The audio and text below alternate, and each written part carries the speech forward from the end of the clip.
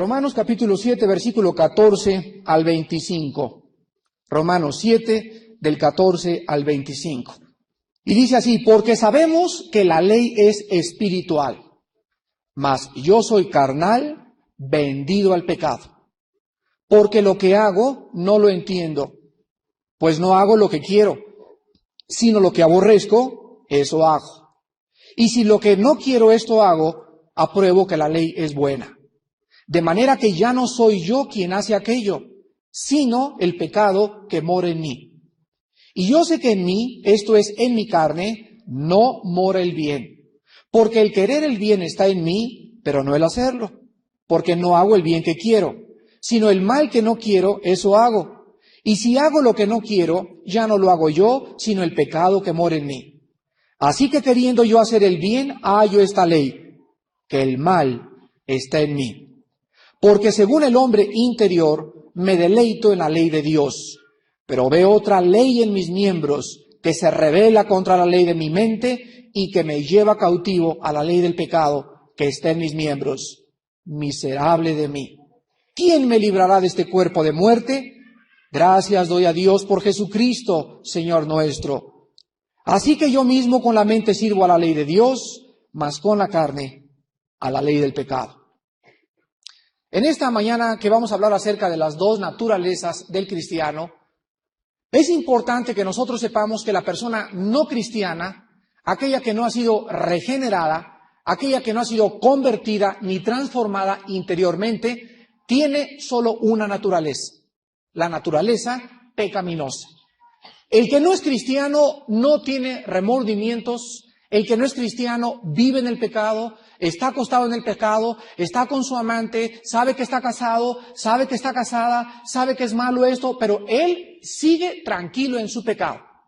Ahora muy bien, cuando nosotros nos convertimos, entra a nuestra vida la naturaleza divina de Dios. Dice en 2 de Pedro que habiendo participado de las promesas de Dios, somos hechos participantes de la naturaleza divina. Entonces, durante mucho tiempo en mi casa vivía yo. Y tenía un cuadro acá, tenía un sillón acá, tenía esta persiana acá, y todo en mi casa estaba lleno de polvo, abrías el refrigerador y había cochinada, pescado descompuesto, carne descompuesto, y así me gustaba vivir en mi cuchitril. Y en eso llega un nuevo invitado a mi casa, vestido de blanco, y comienza a cambiar el cuadro, comienza a sacar del refrigerador todo, y a mí no me gusta que me cambien mi antigua manera de vivir. Entonces le comienzo a decir: oye, tú, pues, ¿qué te has creído? Pues si tú acabas de llegar. Y aquel dice: bueno, pero es que está mal que tú lo hagas. Bueno, pero es que a mí me gusta. Y nos comenzamos los dos a agarrar de la greña. Y entonces a veces le gano yo y vuelvo a meter al refrigerador todo mi cochinero y vuelvo a poner mi cuadro donde estaba, y a veces me gana él y a veces limpia la casa. Y durante mucho tiempo hay un pleito entre estos dos inquilinos, entre el bueno y entre el mal. Pues esta es la vida del cristiano. Cristo entra a vivir a nuestra vida y comienza a cambiar todo. Y entonces comienza el conflicto. Comienza la guerra entre la antigua naturaleza y entre la nueva naturaleza. Este conflicto, repito, no existe en la que no es cristiano. Vamos a ver nosotros en este pasaje, entonces, al estudiar de qué manera la antigua naturaleza se comporta, que de los versículos del 7 al 13, Pablo habló de su vida antes de su conversión. Esto es bien importante doctrinalmente. Pero de los versículos 14 que acabamos de leer en este momento hasta el versículo 25, no está describiendo la vida de una persona que no es cristiana. ¿A quién está describiendo este pasaje del 14 al 25? Está describiendo la vida cristiana normal. Está describiendo lo que es normal para un cristiano. Y lo voy a demostrar por 3 puntos, por 3 razones. Vean en primer lugar en el versículo 18, que dice Pablo: yo sé que en mí, esto es, en mi carne, no mora el bien. ¿Ustedes creen que una persona no cristiana tiene esta opinión de sí mismo? Una de las características de un cristiano es reconocer que tenemos pecado. El no cristiano le dices: oiga, usted necesita a Cristo. Yo siempre lo he tenido. Yo voy a la iglesia. A mí me bautizaron cuando era chiquito. Yo nunca me he divorciado. Nunca he sido una mala mujer. Nunca he sido un mal padre. El no cristiano nunca reconoce su pecado. Siempre es justo ante sus propios ojos. Solo un cristiano, bajo la iluminación del Espíritu de Dios, puede reconocer: miserable de mí, hombre pecador. En segundo lugar, en el versículo 24 encontramos lo mismo. Pablo dice: miserable de mí, ¿quién me librará de este cuerpo de muerte? ¿Ustedes creen que el cristiano maduro piensa y habla de sí mismo de esta manera? Solo un cristiano maduro puede pronunciar estas palabras.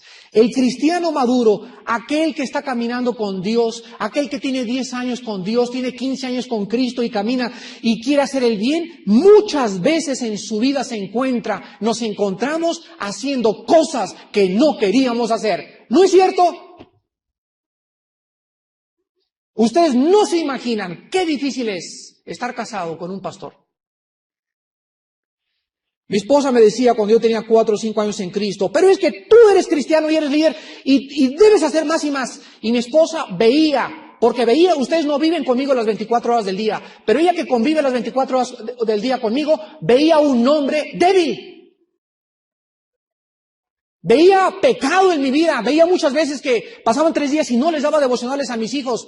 Y eso era más conflicto porque ellas nos exigen más a nosotros que a cualquier otra persona. Hasta que un día mi esposa comprendió que yo estaba haciendo lo humanamente posible, pero que yo era un hombre después de todo. No era un Dios. Era un hombre débil, sujeto a pasiones.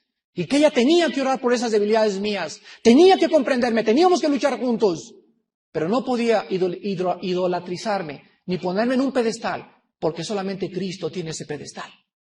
Entonces el cristiano, por más santo y todo que sea, el cristiano se encontrará haciendo cosas que muchas veces no entendemos lo que hacemos, pero que ahí está la antigua carne, ahí está el pecado. Ya dije una cosa que no quería decir, ya vi algo que no quería ver, pero siempre está presente en nosotros la antigua naturaleza. Y hasta que Él venga, la tendremos tratando de usurpar el antiguo lugar. Entonces, esto nos prueba que solo un cristiano maduro puede verse realmente como un pecador. Vean el Salmo 51 y vamos a ver en este Salmo que David era un hombre conforme al corazón de Dios. Sin embargo, David escribe esto de él mismo, aquel que era conforme al corazón de Dios. Salmo 51, dice David: ten piedad de mí, oh Dios, conforme a tu misericordia. Conforme a la multitud de tus piedades, borra mis rebeliones. Lávame más y más de mi maldad y límpiame de mi pecado, porque yo reconozco mis rebeliones y mi pecado está siempre delante de mí. Contra ti solo he pecado. He hecho lo malo delante de tus ojos, para que seas reconocido justo en tu palabra y tenido por puro en tu juicio. He aquí en maldad he sido formado, y en pecado me concibió mi madre. Solo un hombre maduro, solo una mujer madura puede postrarse cada mañana de rodillas y decirle: oh Dios, lávame más y más de mis maldades.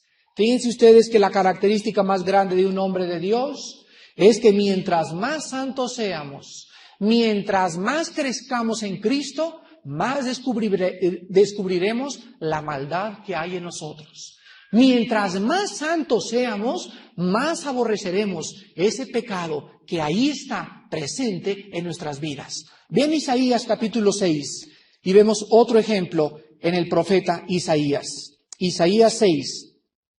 Isaías, hasta el capítulo 6, no puede penetrar en el mundo de Dios, ni Isaías puede ser útil en el reino de Dios, hasta que Isaías se viera a sí mismo como Dios quiere que nos veamos para poder ser usados por Él. Dice el capítulo 6, en el año que murió el rey Usías, vi yo al Señor sentado sobre un trono alto y sublime, y sus faldas llenaban el templo.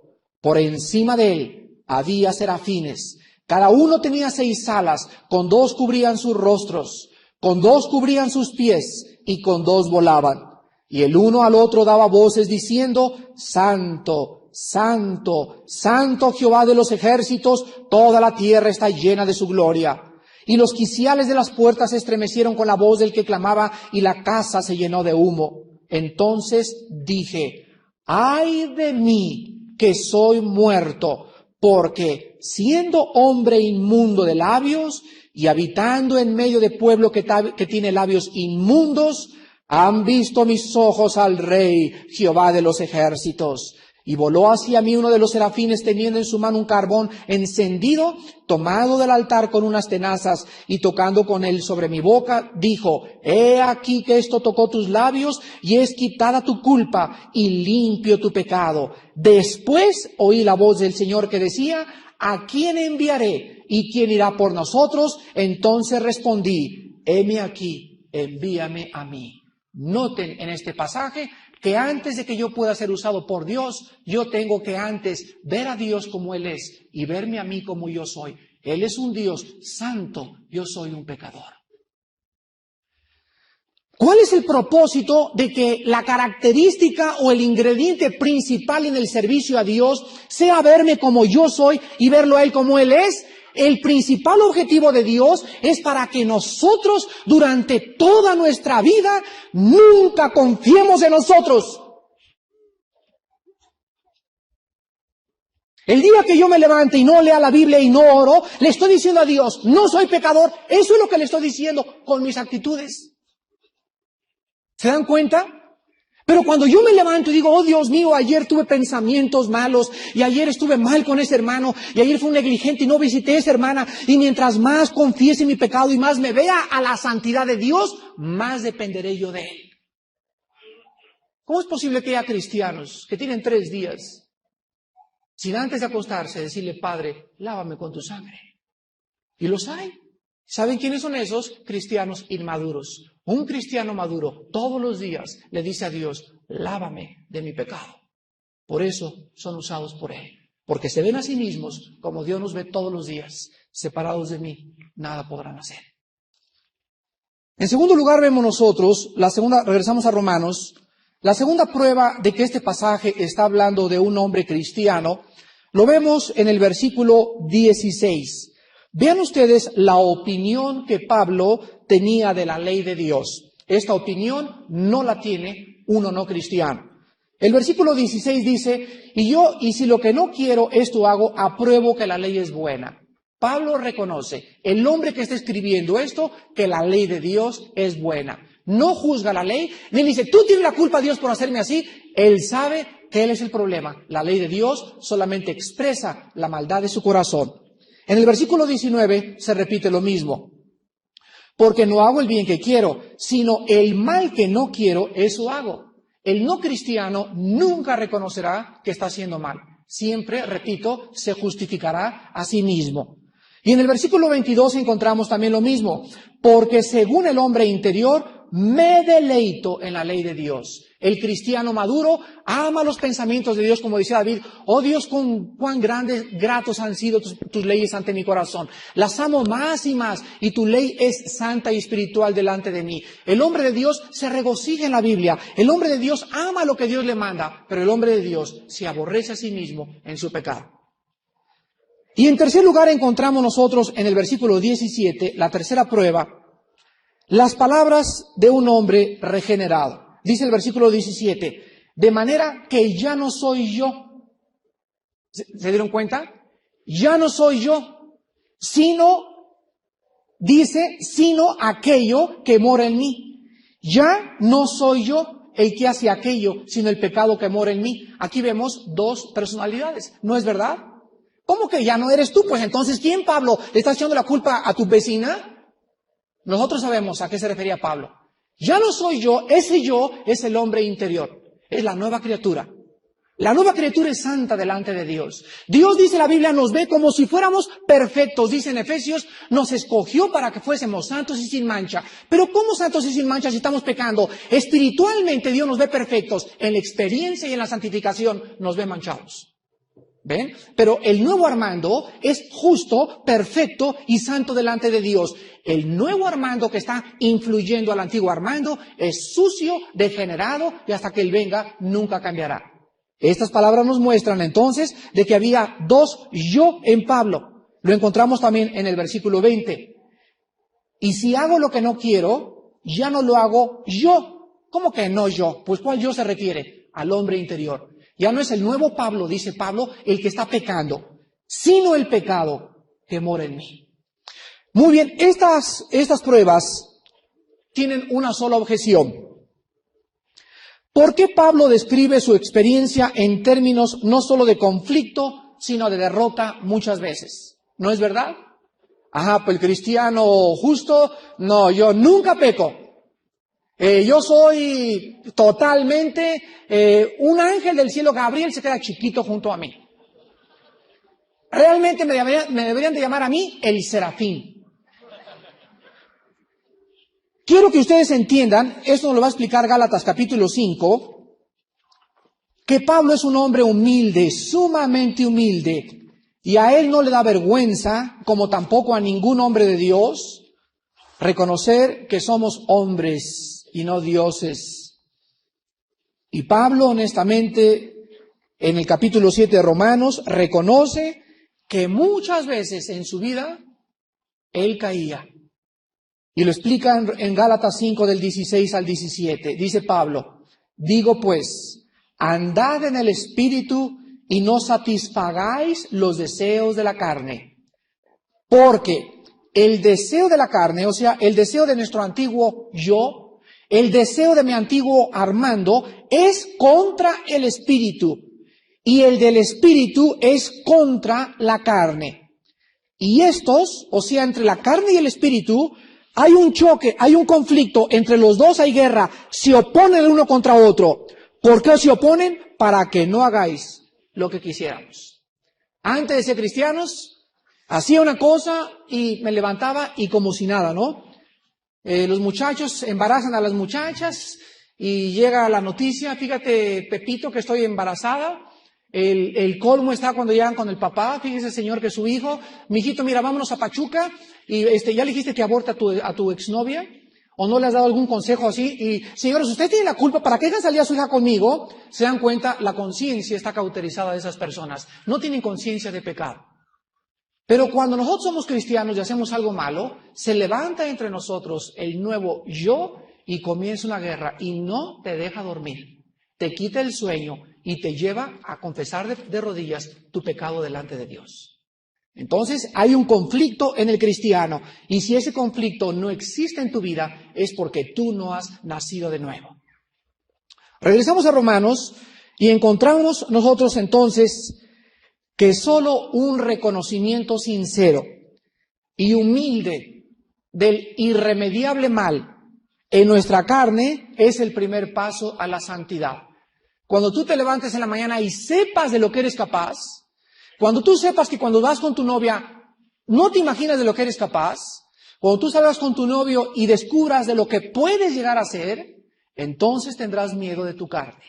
Entonces no saldrás sin que le digas a tu novio o a tu amigo especial o especial, vamos a orar antes de salir. Vamos a pedir su protección, vamos a hacer esto, porque recuerdo durante toda mi vida, Padre, recuérdame durante toda mi vida que el mal está en mí.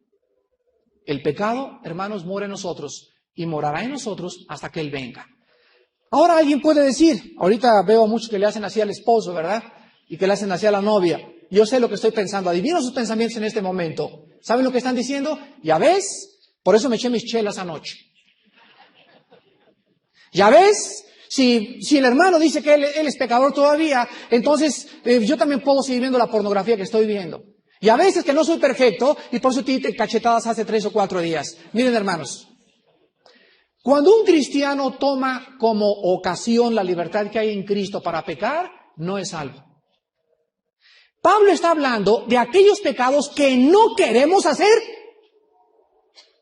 El bien que quiero hacer, no lo hago. Pero cuando tú quieres ver pornografía voluntariamente, cuando tú vas y sírvame la destribo y ahorita el Bacardí de una vez aquí, así lo quieres y lo disfrutas y te pones hasta el gorro y disfrutas tu estado de borracho, es porque no eres salvo. Aquí está hablando de cristianos que, bueno, ya te levantaste 2 días sin orar y ya vinieron los cuates y te tomas una copa y te sientes mal, te sientes mal. ¿Qué estoy haciendo aquí de repente? Oh Dios mío, he vuelto a pecar y caes de rodillas y lloras por tu pecado. De eso se está hablando Pablo.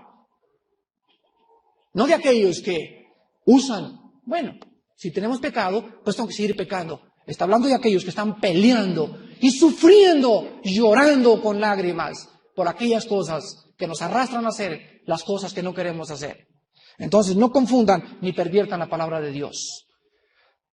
Ahora vamos nosotros a ver entonces que el secreto de la vida cristiana es que la única manera, apunten esta frase, la única manera de llegar a la santidad es por el camino de la desilusión de uno mismo. La única manera de llegar a ser santo realmente en toda la manera de vivir es desilusionándote de tu propia carne. Solamente la muchacha y el matrimonio que saben que ahí me levanto y ahí está la carne, me acuesto y aquí está mi carne, salgo y aquí está mi carne. Solamente estos cristianos pueden tener victoria sobre la carne, porque saben que hay una guerra constante. El pecado cada vez que se levanta acomoda las bazucas y ¡prum! Vuelve a los tanques y apuntan como 10,000 soldados contra nuestro nuevo yo. Y el pecado está esperando que nosotros nos descuidemos para ¡prum! El traidor lo traemos dentro de nosotros. Dale la espalda. Voltéale la espalda a tu carne y te va a destrozar. Posiblemente a lo mejor te lleve hasta como vivías antes. Hay cristianos que se vuelven a revolcar en el lodo de donde Dios los sacó. Ahora dice el versículo 14, sabemos que la ley es espiritual, mas yo soy carnal, vendido al pecado. Repito, la ley representa la perfecta voluntad de Dios, por lo cual tiene que ser espiritual. Todas las cosas de Dios son espirituales porque Dios es espíritu. Pero aquí hay una cosa muy conflictiva. Dice Pablo, yo soy carnal. ¿Se refiere a que es un cristiano carnal? Una vez llegó un hermano y me dijo, mira, Armando, si Pablo era carnalote, ¿qué se espera de mí? Un momentito. La palabra que se usa aquí en el original griego, carnal, es la palabra sarkinos, que significa no ser carnal, sino vivir y estar dentro de la carne. Entonces, cuando decimos yo soy carnal, significa que no soy totalmente espíritu, sino que tenemos carne y espíritu. El cristiano es la mezcla de dos mundos, la carne y el espíritu, el mundo físico y el mundo espiritual, el malo y el bueno. El cristiano vive una dualidad. Entonces el cristiano es carne y el cristiano es espíritu. Lo mismo pasó con Cristo. Cristo era 100% humano y 100% divino. La mezcla de las humanidades de Cristo se muestran cuando tengo sed. Solamente una persona con un cuerpo puede tener sed. Vamos a descansar. Solamente un hombre con la humanidad de un hombre pide descanso. Quítenme a la gente porque yo estoy cansado, dice Cristo. Solamente un hombre con la humanidad de un hombre puede tener esas manifestaciones de un ser humano. Cristo lloró ante Lázaro. Solo un ser humano puede llorar. Cristo en la cruz gritó, Dios mío, ¿por qué me has desamparado? Ahí la humanidad de Cristo sufría porque era en la carne donde llevaba el pecado, y en ese momento la humanidad de Cristo manifiesta en su máxima expresión el grito de angustia que nace dentro de su humanidad, diciéndole, Señor, en mi humanidad es horrible separarme de ti. En su espíritu Él era perfecto y siguió siendo perfecto, pero en su humanidad Cristo llevaba el pecado por nosotros. Si no entendemos esto, no vamos a entender por qué Cristo sufrió en la cruz del Calvario. El Mesías tenía que ser hombre, pero al mismo tiempo tenía que ser Dios. Ahora dice en el versículo 4 también la última frase, porque yo estoy carnal, vendido al pecado. Quiero decirles lo siguiente, todos los verbos del versículo 14 al versículo 25 están en tiempo perfecto en el original griego. El tiempo perfecto en el griego indica una acción completada en el pasado, el presente. En tiempo perfecto indica una acción en el pasado completada con resultados presentes.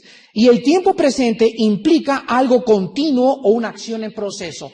Y todos los mensajes y los verbos del versículo 14 en adelante están en tiempo presente, menos la palabra vendido.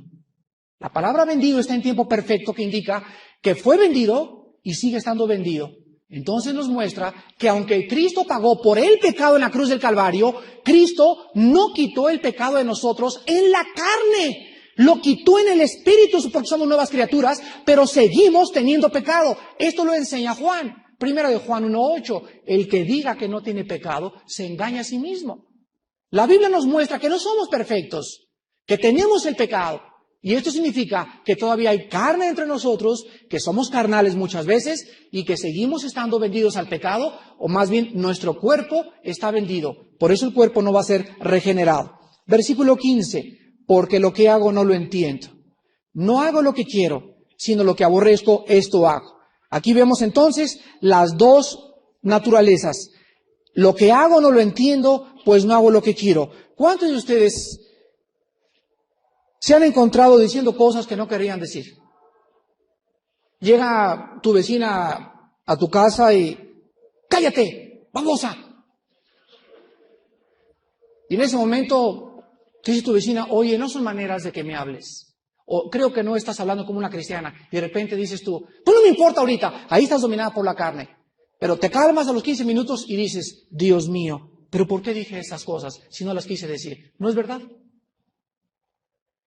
¿Cuántas veces en la iglesia tienes una actitud de, alguien te empuja y, mira, ¿dónde estás, ¿Y por qué me pones el pie? Y de repente te acuerdas, ¿por qué reaccioné así si soy cristiano? ¿No es verdad? ¿Cuántas cosas hacemos que no entendemos, hermanos? ¿No es verdad? Pero las hicimos involuntariamente. Las hicimos porque simplemente se manifestó en ese momento más fuerte la carne que el espíritu. Esto nos muestra entonces que hay cosas, como dice el versículo 15, que hacemos y no queremos hacer, pero nos las encontramos haciendo. El versículo 16, y si lo que no quiero esto hago, apruebo que la ley es buena. Entonces, cuando el antiguo hombre, aquí en este caso la codicia, está tratando de hacer algo o está codiciando algo, vas por la Perisur y ves ahí el nuevo carro Phantom. Venía el otro día con unos hermanos y, Armando, ¿ya viste el Phantom? Me decían, sí, ya lo vi. Ve el tablero, Armando. Sí, ya lo vi. ¡Qué bárbaro, Armando! El tablero. Oye, yo necesito un Phantom. Papá, cómprame un Phantom. Eso se llama codicia. Es como ver una muchacha que no es tu esposa. ¿Ya viste esa muchacha? Sí, ya la vi. Pero vela bien. Bueno, pues si la veo bien, la voy a codiciar. ¿No es verdad? Entonces está muy bonito el Phantom y está lo que quieras, pero cuando tú sabes que no tienes para un Phantom y que solamente tienes para un bochito, entonces ya estás alimentando tu carne. ¿Te das cuenta? Sin que te des cuenta, estás echándole de comer a la carne. Y a los 15 días se puede volver una obsesión y a los 20 días vas a querer comprarte un Phantom. Y a los 2 meses pides prestado para tener un Phantom. Y a los 4 meses cae el juicio de Dios sobre tu vida por pedir prestado. Así es la carne. Entonces hay que comenzar a dominar ya los ojos. Pues qué bonito Mercedes-Benz, ¿verdad? Está precioso. Y ya, ¿para qué pienso en él? A lo mejor me va a venir el Señor y ni siquiera lo puedo pasear ni por Chapultepec. Entonces comenzamos a dominar la carne y a conformarnos con lo que tenemos, porque teniendo sustento y abrigo, estemos contentos con eso. El otro día me encontré una pareja de hermanos de aquí de la iglesia y estaban pellizcale afuera en una paradora ahí cerca de Perisur y le jalaba y él le hacía así y le jalaba y llegué por detrás y a los dos les piqué así las costillas, ¿no? Brincaron y me vieron y le dije, hermanita, ¿qué cosa? Y me decía, mira qué bueno que llegó el hermano Armando, le dice él a ella. Mi hermano tiene 15 minutos exigiéndome que le compre este vestido. Y estaba la hermana, mira nomás, y qué corpiño, y qué mangas, y qué encajes, órala para la boda del miércoles, etcétera, etcétera. Y me decía, Armando, ella sabe que no tengo dinero. Y me dijo, pues pide prestado, chiquito, usa tu tarjeta de crédito. Entonces agarré a la hermana, mi esposa lo oyó y se la llevó aparte y le dije a mi esposa, dale una como nunca se la han dado a esta hermana. Cueréatela bien cuereada. Y háblale de la codicia y muéstrale el versículo de 1 Timoteo 6, donde dice, están teniendo sustento y abrigo, estemos contentos.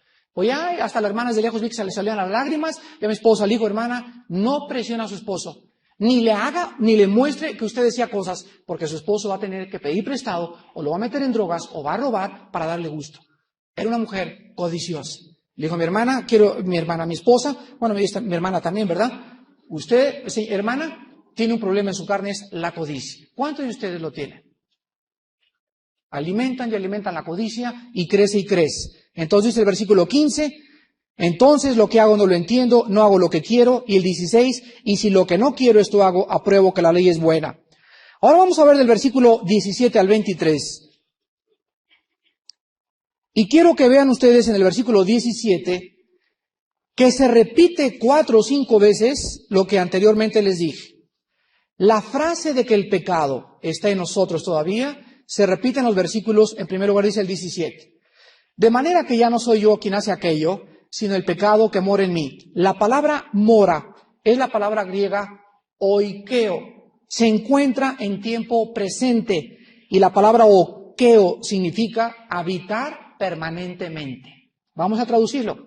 Sino el pecado que permanentemente, día y noche, las 24 horas, ni un segundo me deja, está dentro de mí. Versículo 20, versículo 18. Y yo sé que en mí esto es en mi carne, fíjense, otra vez con otra frase se usa, no mora el bien. Versículo 21. Así que queriendo yo hacer el mal, hay esta ley que el mal está en mí. Versículo 23. Pero veo otra ley en mis miembros. ¿Cuál creen ustedes que es la ley en los miembros? Pues el pecado que mora en mí, el mal que está en mí. ¿Para qué enfrentar las pruebas del cristiano? ¿No se ha hecho esa pregunta? Ay, ¿por qué no soy como ladrón junto a la cruz? Mira, Armando, el ladrón junto a la cruz se murió y codicioso, ladrón, sinvergüenza, parrandero, borracho, jugador, todo peor que el Flanagan, se fue inmediatamente al cielo. ¿Por qué Dios no hace eso con todos los cristianos? Es el único caso en toda la Biblia. Es el único caso y nos demuestra que la mayor parte de la experiencia de los cristianos no es igual a la del ladrón junto a la cruz.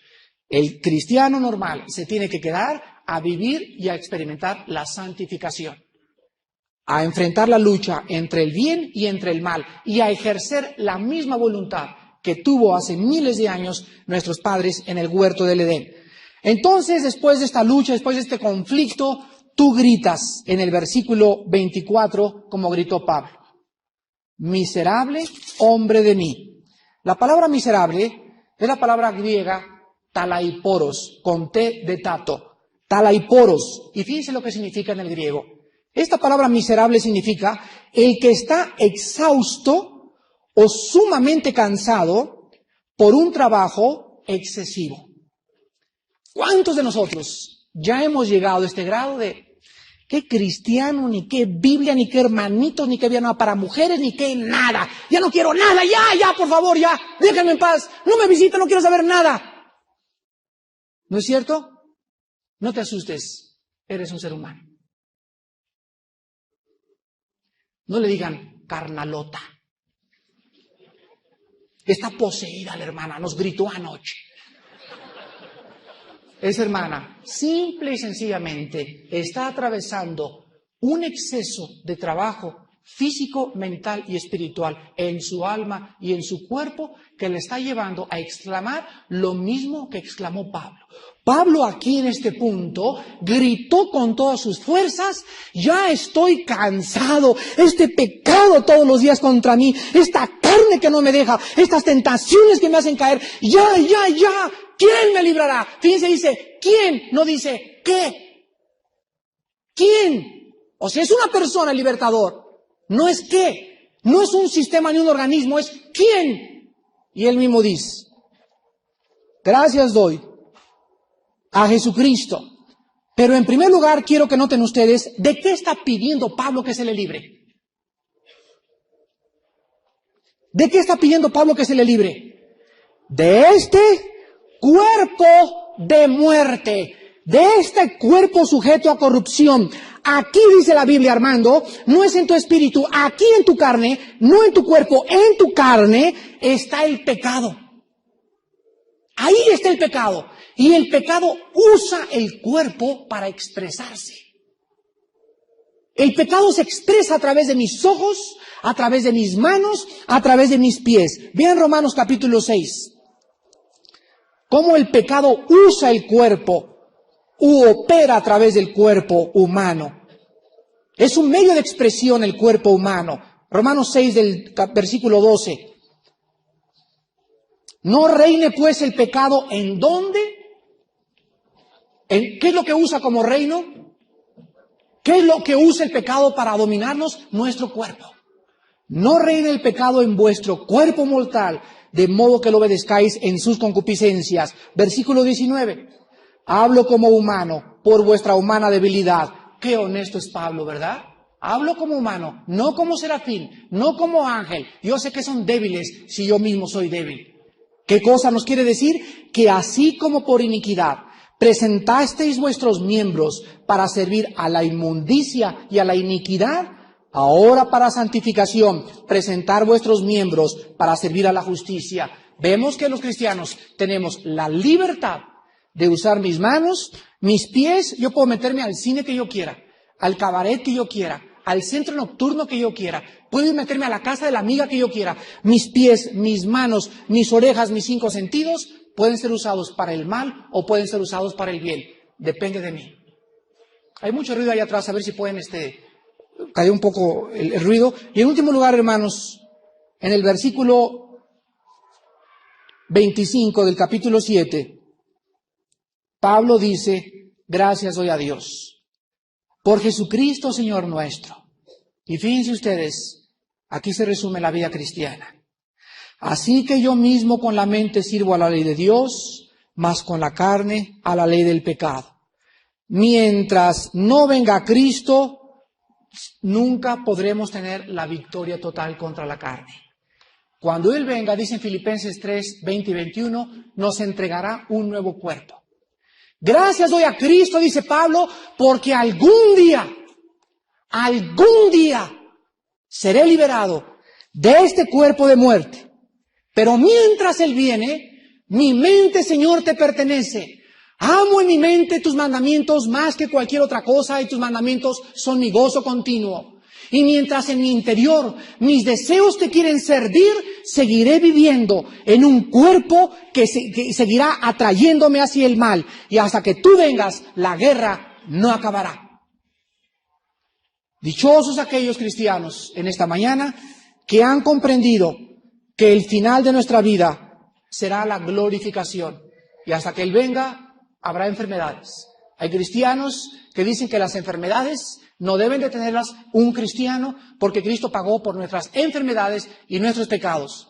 Yo quisiera que esos hermanos examinaran en el original hebreo la palabra enfermedades en Isaías 53 y van a descubrir que se refiere a enfermedades del alma y del espíritu. Dios nos dejó un cuerpo sujeto a muerto y mi vista va a ser menos cada vez. Cada vez voy a oír menos. Mi abuelita ya le es muy difícil venir aquí y escuchar.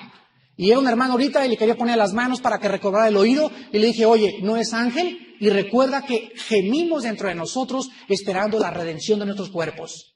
No nos dijo Dios, sean salvos y van a ser siempre saludables. Nunca perderán ya los sentidos porque la Biblia enseña claramente que nuestro cuerpo está sujeto a corrupción. A perder la vista, a perder el oído, a deteriorarse las células, a que mi corazón cada vez bombee menos sangre, menos rápido, y hasta que Él venga seremos como Él es. Mientras tanto, habrá enfermedades, y si Dios nos quiere llevar a través de un cáncer, para nosotros el morir es ganancia. ¿No es verdad? Oremos. Padre Santo, en este momento la oración nuestra es que con todo nuestro corazón y con toda nuestra alma, de veras, mis hermanos puedan reconocer que hay pecado en nuestra vida. Aun cuando la paga del pecado es la muerte y tú ya pagaste por la culpa del pecado, el pecado sigue tratando de volver a dominarnos. Sabemos que este pecado ya no hay juicio ni condenación para nosotros, pero mientras tú vienes, será nuestro siempre traidor.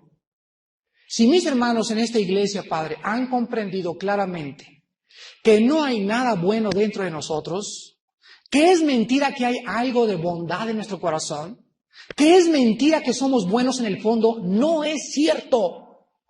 La Biblia dice perverso y engañoso es nuestro corazón más que todas las cosas. ¿Quién lo conocerá? Ni el psiquiatra, ni el psicólogo, ni la doctora corazón. Solo tú, Jehová Dios del cielo. Eres tú el único que sabe nuestros motivos para servirte. Y en nuestra vida hay maldad continua. Padre, cuando nosotros descubrimos eso, ya no somos los que tenemos confianza en la carne.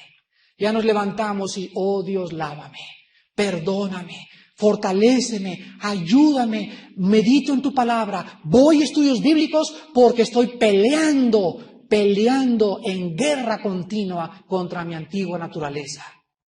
Hermanos en Cristo, no bajen la guardia. No bajen la guardia. Sobre todas las cosas, levanten el escudo de la fe, con el cual puedan apagar los dardos de fuego del maligno. Vístanse con los calzados de los pies, que es el Evangelio. No dejen de testificar. El testificar te fortalece. El hablar de Cristo te da gracia delante de Dios. También usen el yelmo de la salvación. Asegúrate que eres cristiano y tengan la coraza de verdad como escudo. La verdad delante de nosotros. No digas mentiras por teléfono. No digas mentiras para pagar impuestos, porque te baja la guardia, te baja el ataque y el diablo te va a destruir. Señora, ayúdanos y enséñanos las estrategias de la pelea cristiana para tener victoria y que tu nombre sea glorificado. En el nombre de Jesús. Amén.